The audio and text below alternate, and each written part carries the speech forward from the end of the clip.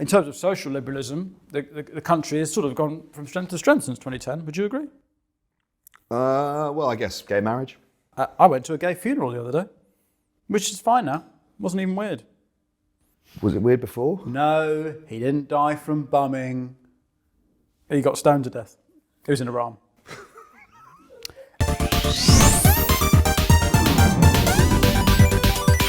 What do you say that you do? Journalist. YouTuber might be a better description. I work at a company called Joe, PoliticsJoe, and I've been doing that for 6 years. Joe's sort of the thinking man's lad Bible. Yeah, I'll give you that, yeah. If they were like The Sun, we would be the Sunday Times, you know.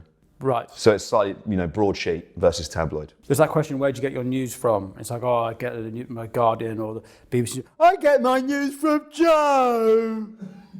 Yeah. Who's this Joe? There's a whole spectrum of Joes, you know. What kind of Joe is it? Is it sort of Sleepy Joe? Or Naughty Basement Joe? Which? Now you've got to give it to Fritzl. I mean, he really... What have you got to give to him? He really tried to be the worst Austrian that ever lived. Most people thought that competition was over, but not this guy. Yeah, that's elite really, isn't it? And ironically, you know, if you were an Austrian during the Holocaust, had people in your basement, you were one of the good guys. How times have changed. Well, it's changing moral standards that got him, really. The Overton window just sort of shifted slightly. I mean, to be the worst Austrian that ever lived, you think that's dead on arrival, right? No one's going to beat Hitler. This fucking guy, right? Because Hitler had party machinery behind him, he had funding, he was elected, he was accepted by the mainstream. Fritzl just had a shovel and a dream. He said, there's got to be a lower point. There's got to be. And he didn't get there, but fuck, he tried. So where on that kind of spectrum would you say that Joe sits? Yeah, probably towards the right-hand side of it, yeah. Yeah? Yeah. Yeah. I guess it's a bit of both, really, isn't it? It's politics and lifestyle. Exactly. What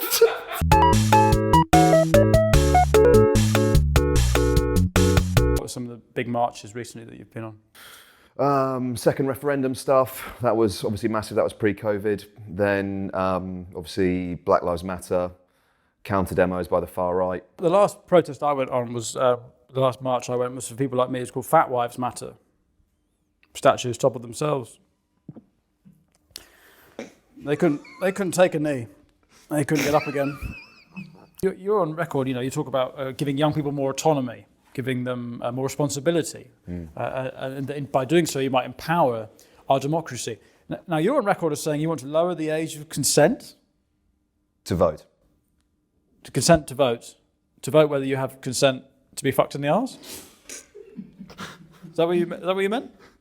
That's not what I meant. It's quite a long way of saying it, but all right. How low is too low?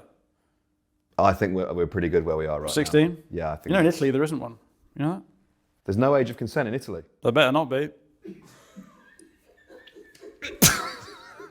Otherwise, I was missold several trips.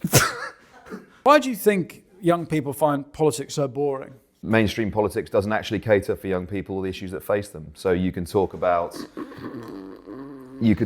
pensions, the way that the triple lock that exists on that. And the thing is, the British media and politicians don't talk about these issues because... Right, what happened to Christian Guru Murphy? Sort of try to defend the interests of our audience. So younger people, what do they care about? What matters to them? What's the dividing line in British politics? Probably age and Brexit. Younger people are more pro-Remain, so we sort of sided. Well, this is that it. way. We actually got, I don't know if you're aware of this, there's a polling company that recently partnered with an EFIT organisation to come up with the average, the stereotype of the average Remain voter.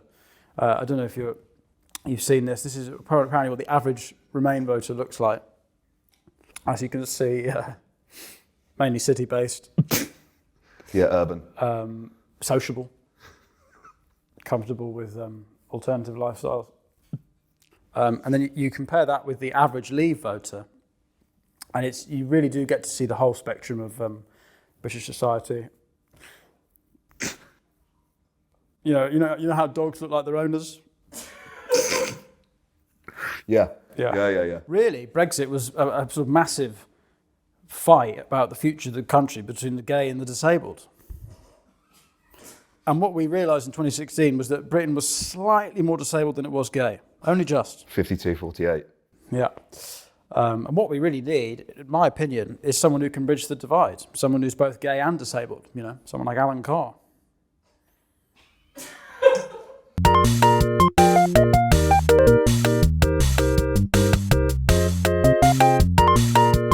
You still on LBC every now and then? Yeah, I was in the back room making the little clips before of James O'Brien and people like that. And I've started recently doing a radio show, yeah. And what time is your radio show? 4 a.m. Right, start. 4 a.m. Yeah. I think I want to get you off the 4 a.m. slot, right? I want to Okay. get you higher up. So we thought, right, what we do is we give you this little headset. It's a very particular type of person who rings into LBC, so we thought we'd practice now, all right? Good morning, you're listening to LBC with me, Oli Dugmore. We're going to Finn in Woolwich. Finn, what's on your mind?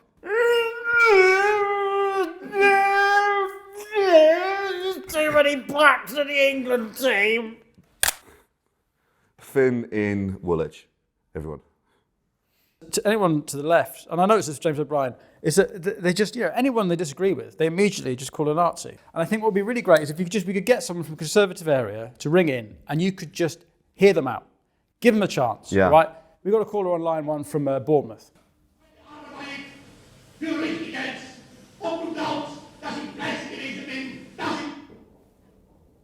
Bournemouth.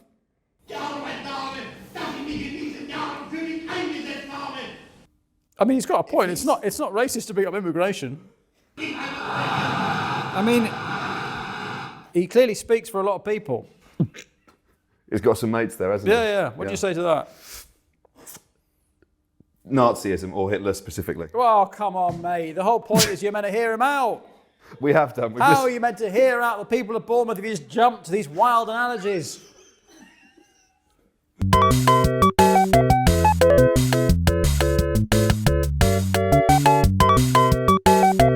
Well, the country is it's pretty fucked, isn't it? To be honest with you. You hear nowadays that people can't afford to eat food. There's a cost of living crisis where they're having to choose whether to heat their homes or to feed their kids. Are my eyes getting smaller or are people getting fatter? Have you been outside the M25? Yes. Everyone's a fat fucker, walking around on one crutch. Obesity crisis, cost of living crisis, surely it's two birds, 50 stone? You like maths? Sure. We've got this maths problem sent in. Okay. Billy is at the grocery store buying fruit. Into his basket, he puts 7 apples, 6 oranges, 5 pears. He counts his fruit, puts 2 apples and an orange back, then pays.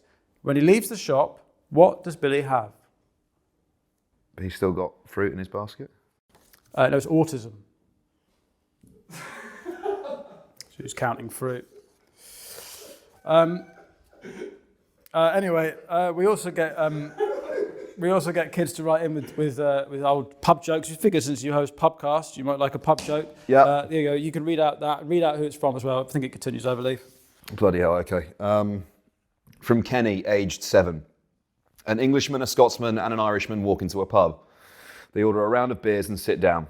After 10 minutes, their drinks have still not arrived, so the Englishman goes up to the barman and asks him when their drinks are coming. The barman apologises and says they'll be there shortly.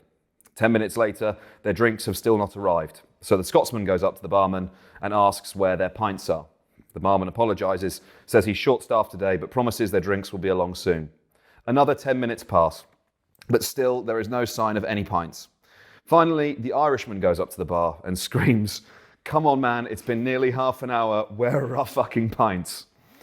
The barman breaks down in tears and says he's truly sorry. Not only has he been let down by staff not turning up, but the gas on the pumps has gone and the last delivery from the brewery is 2 days late. He apologises and says that drinks are on the house, but the 3 friends have had enough and they leave, furious that their afternoon pint has been ruined by poor service.